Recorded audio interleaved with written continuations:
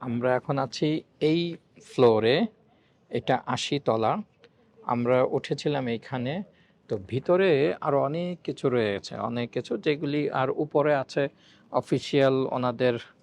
আসসালামু আলাইকুম রহমতুল্লাহি ওবারাকাতুহু।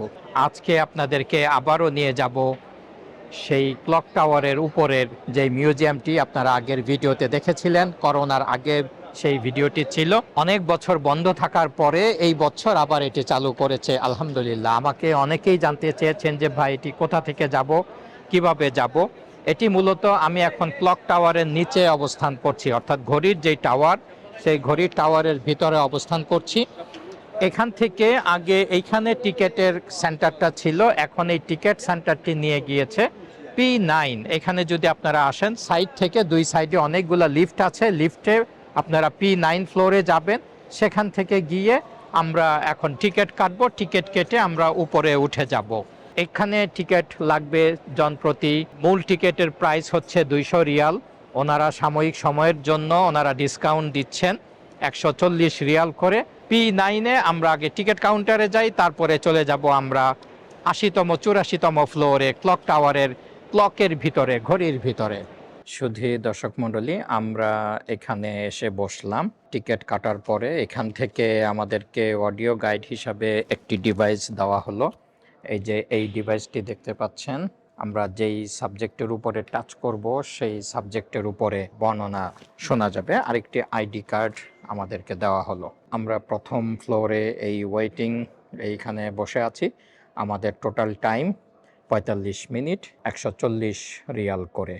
4টি ফ্লোরে আমাদেরকে ৪৫ মিনিটের জন্য টাইম দিয়েছেন।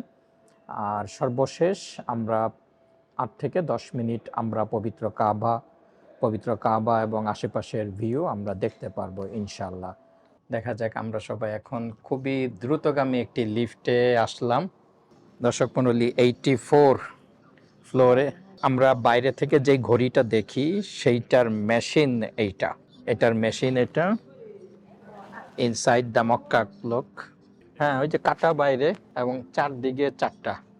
এটি নিয়ে অবশ্য আমার আগে ভিডিও করা আছে, তারপরও আজকে আপনাদের জন্য আমি আবারও করে দিচ্ছি যে এ ওয়েল নন স্টার ক্লাস্টার। আসলে আল্লাহর এই সৃষ্টি, গ্রহ নক্ষত্র, এগুলি চিন্তা করলে মাথা নষ্ট হয়ে যাওয়ার কথা।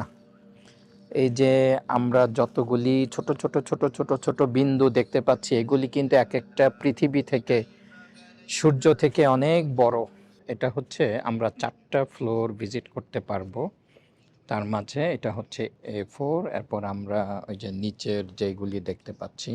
আর এই যে ঘড়ির মেশিন, এটি জার্মানির তৈরি, অর্থাৎ চতুর্দিকে আমরা কিন্তু চতুর্দিকে ঘড়িটা দেখতে পাই।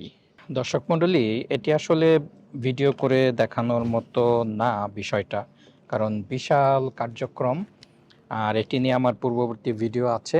আজকে আমি ভিডিও করতে এসেছি মূলত করোনার পরে বন্ধ ছিল, এটি এবছর আবার খুলে দিয়েছে আলহামদুলিল্লাহ সবার জন্য।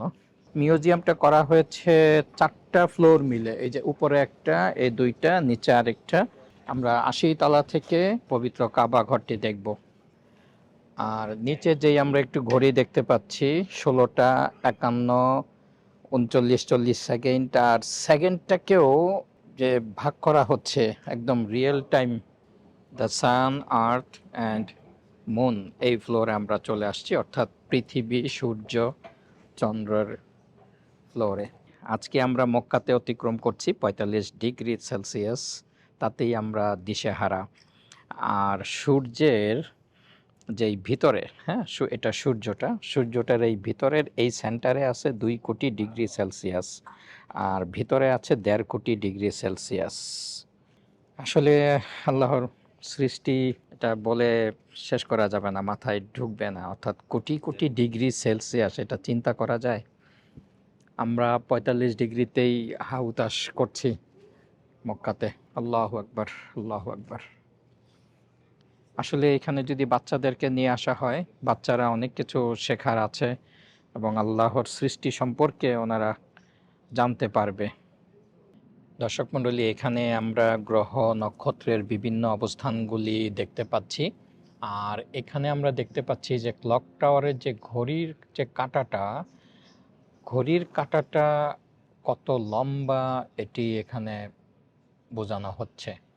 চাঁদ ঘুরছে পৃথিবীর চারিদিকে, পৃথিবী ঘুরছে তার নিজস্ব কক্ষপথে, কেউ কারো পথ অতিক্রম করছে না। মহান আল্লাহর হুকুম 1 সেকেন্ড, 1 মিলি সেকেন্ডের জন্যও অমান্য করার কোনো সুযোগ নেই। যদি এক সুতা বিন্দু মাত্র কোনো কেউ হুকুম ওলটপালট করে ফেলে, তাহলে এই সমগ্র মহাবিশ্বে ঘটে যাবে এক দুর্যোগ। আমি আবারও বলবো, যারা বাচ্চাদেরকে নিয়ে আসেন মক্কা মদিনাতে, এই সমস্ত জিনিসগুলি আপনারা দেখানোর চেষ্টা করবেন, তাহলে আল্লাহর সৃষ্টি সম্পর্কে তাদের ধারণাটা পাল্টে যাবে, একটা উঁচু ধারণা তৈরি হবে। এখানে আমরা বিভিন্ন দেশের পর্যটকদেরকে দেখতে পাচ্ছি। দর্শক মণ্ডলী, এখানে আমরা দেখতে পাচ্ছি চাঁদ। আমরা জ্যোৎস্নার আলো উপভোগ করি, চাঁদের মিষ্টি আলো আমরা উপভোগ করি। চাঁদকে আমরা কতই না ভালোবাসি সবাই। জ্যোৎস্নার আলো যখন আমরা দেখি ছড়িয়ে যায়, এটি মূলত সূর্যের আলো থেকেই আলোকিত হয়ে আমাদেরকে মিষ্টি আলো দিয়ে থাকে। এখানে 45 মিনিটে আসলে ঘুরে ফিরে দেখাটা বেশ কঠিন। কোনটা রেখে কোনটা দেখাবো, কোনটা রেখে কোনটা বলবো। আর এগুলি মূলত যারা সায়েন্সে পড়াশোনা করেন তাদের অনেক ভালো অভিজ্ঞতা আছে। দর্শক মণ্ডলী, চাঁদ যেভাবে উদিত হয় অর্থাৎ আলোকিত হয়, এখানে সেটি আমরা দেখতে পাচ্ছি। অর্থাৎ এই যে ডান সাইডে সূর্যের আলো পড়ছে, এদিকে আস্তে আস্তে আলো হচ্ছে আর চাঁদটা ঘুরছে। দর্শক মণ্ডলী, যে দেখতে পাচ্ছেন আমরা চাঁদের মাটিতে পা রেখেছি। আমাদের ফিলটা কিন্তু এরকমই হচ্ছে যে আমরা চাঁদের উপরে পা ফেলে হেঁটে যাচ্ছি। এই যে এই ফ্লোরটাকেই পুরাটাকেই এরকম করে সাজিয়ে রেখেছেন। যদিও মাঝখানে একটু জোড়া দেখা যাচ্ছে, না হলে মনে হতো রিয়েলি আমরা চাঁদের মাটিতে পা ফেলছি। চমৎকার করে ওনারা এটি সাজিয়ে তুলেছেন। দর্শক মণ্ডলী, এখানে টাইমিংয়ের জটিল হিসাবগুলি এখানে তুলে ধরা হয়েছে। অর্থাৎ ফেব্রুয়ারিতে কেমন, মার্চে কেমন, উপরে আরবি মাস, সফর, রবিউল আউয়াল, রবিউল সানি। এই ফ্লোরটা মূলত যে টাইম কিভাবে কাজ করে এটি তুলে ধরা হয়েছে বিভিন্নভাবে। যেমন এই যে পৃথিবীর এই মাঝখানে কেন্দ্রবিন্দুতে রয়েছে পবিত্র কাবা। এই যে এখানে আমরা দেখতে পাচ্ছি ছোট্ট করে একটি কাবা ঘর বানিয়ে রাখা হয়েছে।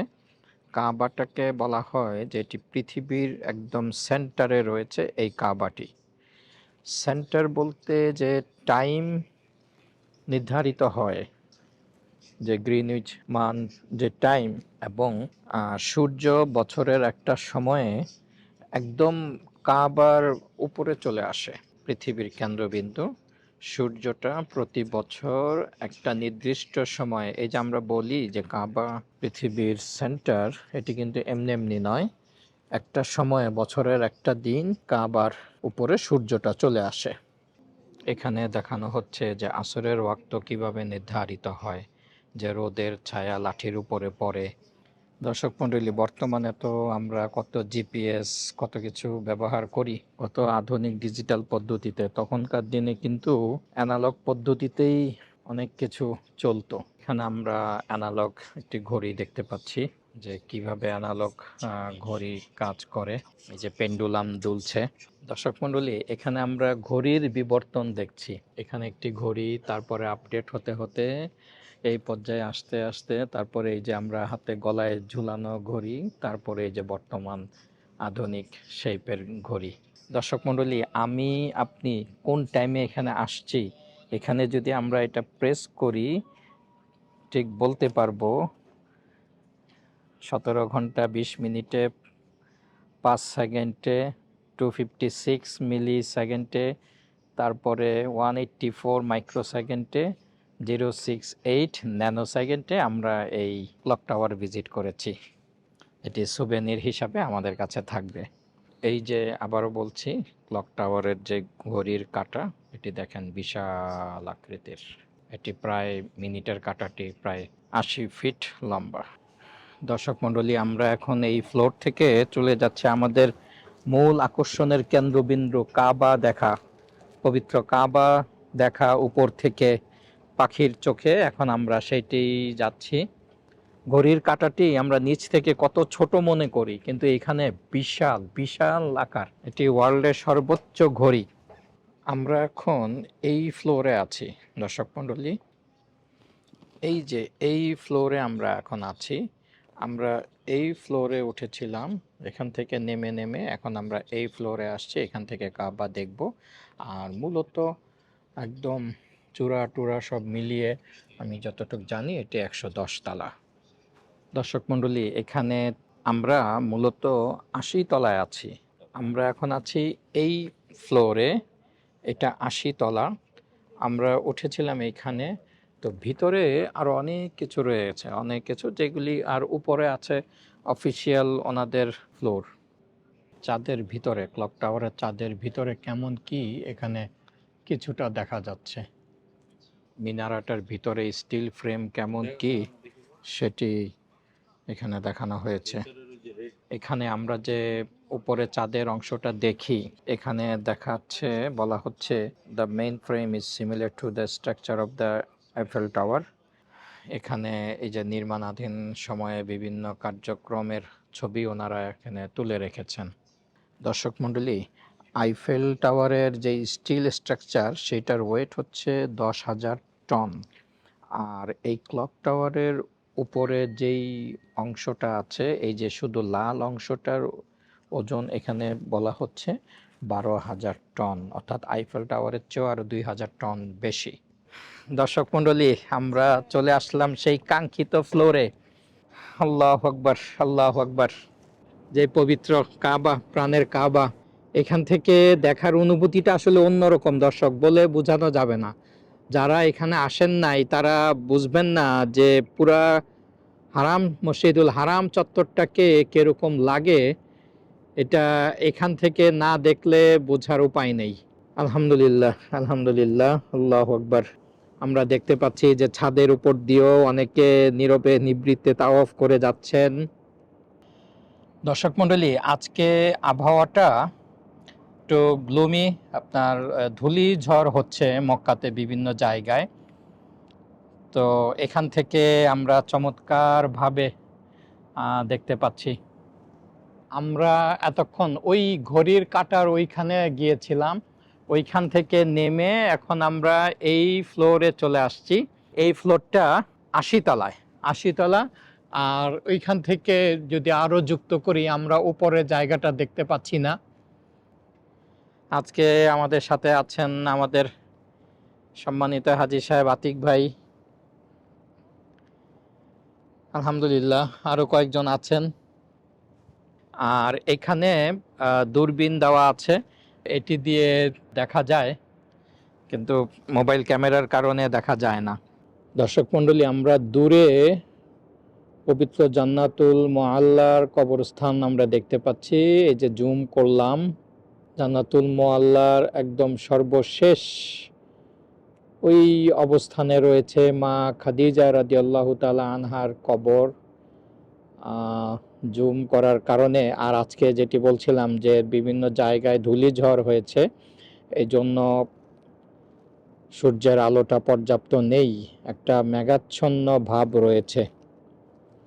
আর উপর থেকে মোটামুটি উঠলে আপনি কোন দিকে সাফা, কোন দিকে মারোয়া, কোন দিকে নবীজির জন্মস্থান, নবীজির জন্মস্থান যদি আমরা দেখাই, ওই যে জুম করছি, ছোট্ট এই যে ছোট্ট দোতলা, হালকা ক্রিম বা ডিপ ক্রিম কালার যেই ভবনটা দোতলা, এটি হলো নবীজির জন্মস্থান। তারপরে সামনের যেই বড় ভবনটি দেখা যাচ্ছে, এটি আবু জাহেলের বাড়ি, হাম্মাম খানা। তার ওই পাশে ছিল মা খাদিজা রাদিয়াল্লাহু তাআলা আনহার বাড়ির স্থান। আর এই পাশে যে কিং প্যালেস, এটি হচ্ছে জাবলে আবু কুবাইসের পাহাড়ের উপরেই কিং প্যালেসটি অবস্থিত। আর মিনা, আরাফা, মুজদালিফা মূলত ওই সাইডে। আজকে এখানে যাওয়া যাচ্ছে না। দর্শক মণ্ডলী, এখানে আমরা এক নজরে দেখতে পাচ্ছি কিন্তু উপর থেকে দেখলে ছোটই মনে হচ্ছে, কিন্তু আল্লাহু আকবার, ভিতরে এই পাশ থেকে ওই পাশে যে কত বড় অবস্থান, কত বড় জায়গা, এটি বলে বোঝানো যাবে না। আমি যেটি জুম করছি এটি হচ্ছে সাফা পাহাড়। এই যে একটি মিনার, একটি গম্বুজ, বড় গম্বুজ, এই গম্বুজের নিচেই সাফা। সোজা হেঁটে ওই পাশে গেলে মারোয়া পাহাড়। এই যে মারোয়া, মারোয়া পাহাড়, মারোয়া, এই গম্বুজটার নিচেই মারোয়া পাহাড়। আর ওই যে সামনে একটি মিনার দেখা যাচ্ছে, এটি হলো ফাত্তা গেট, এটাকে ফাত্তা গেট বলা হয়। আর এই পাশে এই নতুন এক্সটেনশন মসজিদের এই সাথে যে দুটি মিনার দেখা যাচ্ছে, এটি হচ্ছে বাবে ওমরা গেট। এই যে দুই মিনার, এটি ৬২ নাম্বার ওমরা গেট। আর এটি হচ্ছে সম্পূর্ণ আবদুল্লাহ এক্সটেনশন মস্ক বলা হয় এই নতুন এই মস্কটিতে। এটি বিশাল, এখানে ওনারা প্রায় ২০ লক্ষ লোকের জামাতের আয়োজন করতে যাচ্ছেন আগামী কয়েক বছরের মধ্যেই। বেশিরভাগ বলা যায় যে ৯৫% কাজ হয়ে গিয়েছে, আরও কিছু কাজ বাকি। আর ওই পাশে যেই খোলা একটি জায়গা দেখা যাচ্ছে বাম পাশে, এখানে একটু টেকনিক্যাল কারণে জুম করতে সমস্যা হচ্ছে। এই যে খোলা জায়গাটি দেখতে পাচ্ছেন, এটি হচ্ছে আপনার জীবন্ত কবর দেওয়া স্থান। আগের দিনে যে কন্যা শিশুদেরকে জীবন্ত কবর দেওয়া হতো, এই জীবন্ত কবর দেওয়া স্থান এটি। দর্শক মণ্ডলী, আলহামদুলিল্লাহ অনেকক্ষণ আপনাদেরকে এই ক্লক টাওয়ারের মিউজিয়াম এবং এই ভিতরের জায়গা এবং সর্বশেষ যে আকর্ষণীয় কাবা, পবিত্র কাবা দেখানোর চেষ্টা করলাম। এটি আবারও বলি, আপনারা যদি আসেন জনপ্রতি ১৪০ রিয়াল করে টিকিট নিবে। এই ক্লক টাওয়ারের P9 ফ্লোরে আসবেন, সেখানে আপনারা দিক নির্দেশনা পাবেন। তো আশা করি এটি আপনারা দেখা উচিত। অনেক সময় আমরা বলতে গেলে যে আমরা একটু টাকার হিসাব করি, যেহেতু বিদেশের মাটিতে এসেছি, তারপরও আমি মনে করি যে এটি দেখা উচিত। জ্ঞান বিজ্ঞানের অনেক কিছু আমরা এখান থেকে আল্লাহর সৃষ্টি সম্পর্কে জানতে পারবো। আজকে বিদায় নিচ্ছি এই ক্লক টাওয়ারের ৮০তম ফ্লোর থেকে। দেখা হবে পরবর্তী কোনো ভিডিওতে নতুন কোনো ঘটনা স্থান নিয়ে। মাকারিম ক্লক টাওয়ার, মক্কা মুকাররমা।